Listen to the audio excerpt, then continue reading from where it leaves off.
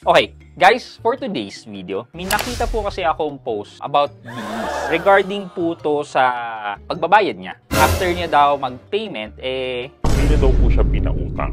parang for me, hindi ganito yung usual practice ni Bilis. Kaya medyo na pag-isip-isip ako, totoo ba to? Or ano-ano ba yung reason bakit ginagawa yan? And knowing Bilis is one of the online lending app na masasabi kong legit and I would recommend kasi ang daming benefits ang binibigay or makukuha nyo with them. So kung gusto nyo malaman kung ano ba yung na-research ko, nakita ko kung bakit nangyayari yan, samahan nyo ako. Pag-usapan natin tong Bilis Cash Loan. So sit back and let's discuss coming right up.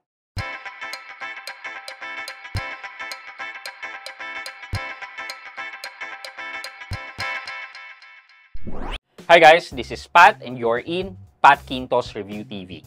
So if you're new here in my channel, I do reviews about personal finance na meron akong experience or meron na akong knowledge na ginawa ko na ng videos and playlists na makita nyo dito sa taas. At kung bago ka dito sa channel ko, you may want to consider subscribing to my channel.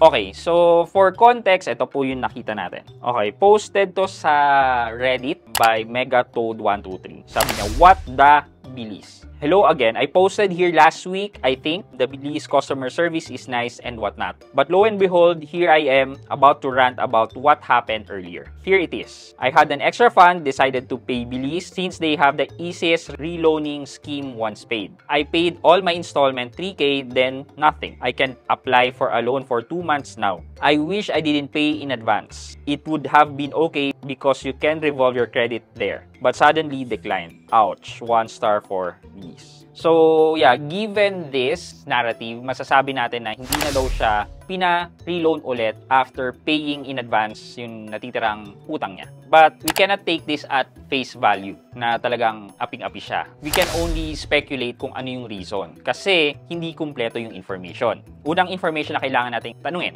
kamusta ang payment history mo with Bilis? Yes, siguro nag-advance siya, pero kamusta yung pagbabayad mo before, yung previous months ng amortization mo? Nalilate ka ba? On time ka ba? Ang nasabi mo lang kasi is you paid the remaining in advance. We can only assume couple of details. And yun nga, una, kung hindi talaga maayos ang payment history mo, malaki talaga ang chance na hindi ka na makareloan with Bilis. Kasi nasira ng credit records mo with them. Siguro hindi nag-close yung account, hindi ka napunta sa collections kasi usually yan, pag 2 months ka na or pangatlong buwan, magdi-default ka na. Pag nag-default ka na, yun na, mapupunta ka na sa collection. Ibig sabihin, close na yung account. Siguro possible na na-delay ka ng 1 month, yan, or 2 months, which is nakakasira na po ng ating credit history. So, if ganun po ang nangyari, nakita ni Bilis, yun talaga yung magiging reason kung bakit hindi ka na makaka-reloan ulit. Let's say naman na normal, maayos ka nagbabayad, as in, wala masasabi sa inyo, talagang on time, at nag-advance ka lang ng 3 months. Nangyayari ba talaga yan? Pwedeng mangyari, but hindi siya normal na nangyayari. But I can only cite couple of reasons kung bakit pwede siya mangyari. Number 2 reason is, nagkaroon ng changes sa inyong credit score. Kasi hindi lang naman si Bilis yan. Possible yan na may iba ka pang lending service na hindi mo naasikaso. Possible na sila nag-report at nakapagpababa ng inyong credit score. Posible din naman na hindi ka naman na-default sa iba or na-late sa iba, pero dumami ang inuutangan mo. Yung credit card utilization mo tumaas. From 30, sabihin mo naging 100%, for sure na bababa po ang inyong credit score. And kung magkaroon ng evaluation, in this case, nakapagbayad ka na, usually, magkakaroon na kaagad yan ng evaluation para mag-offer sa'yo ng reloan, yun po ang nangyayari. Nakita niya na medyo olats na ang inyong credit score, kaya hindi na po siya nag-offer ulit.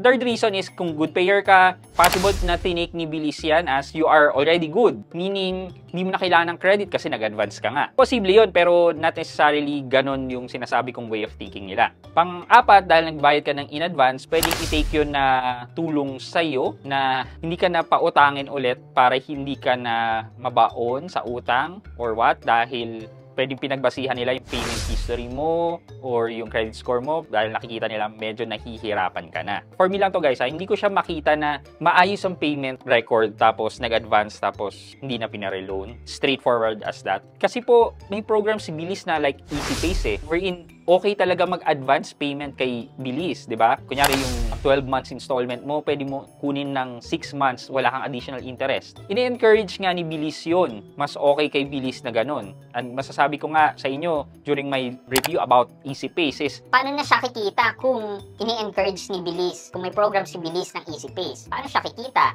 but nakikita ko kasi kay Bilis, okay sa kanya na malitang kita, basta ma-enrich niya yung brand, tapos dadami yung customer niya. Parang yun ang target niya. The more na marami makakautang, meron na mag-i-installment versus sa mga nagtitake ng opportunity for that 0% interest ng EasyPace. For me po, I don't think na ang reason na hindi na nakaka-reloan kay Bilis is just paying in advance. There's more to that story. Meron mga hindi nasabi, kaya hindi na siya napa-loan ulit after paying in advance. Okay, for our question of the day, naniniwala po ba kayo na may chance pa rin makautang ang taong nasira na ang credit score? Or tipong mare-rebuild pa ba ang credit score given na nagkaroon ka ng missed payments or mga overdue payments? Makakautang ka pa ba or totally parang blacklisted ka na sa mga lending institution? At sa tingin nyo, bakit? Let me know sa comment section sa baba at may chance kayong manalo ng 1,000 pesos sa ating weekly GCash giveaway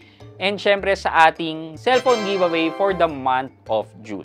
Yun lamang po for today's video, but before we end this video, mag-shoutout po muna tayo at shoutout kay Mama Lenny at Mama Lenny 8551. Sabi po niya, nagulat ako kay Cbank nakapasok kahit di ko siya maggamit for international transaction. Pero okay sa akin ang mga features niya like bills payment at interest. Wow, congratulations sa Maya Bank. Need ko na ata dagdagan ng savings ko kay Maya Bank. Thanks Sir Pat for sharing info.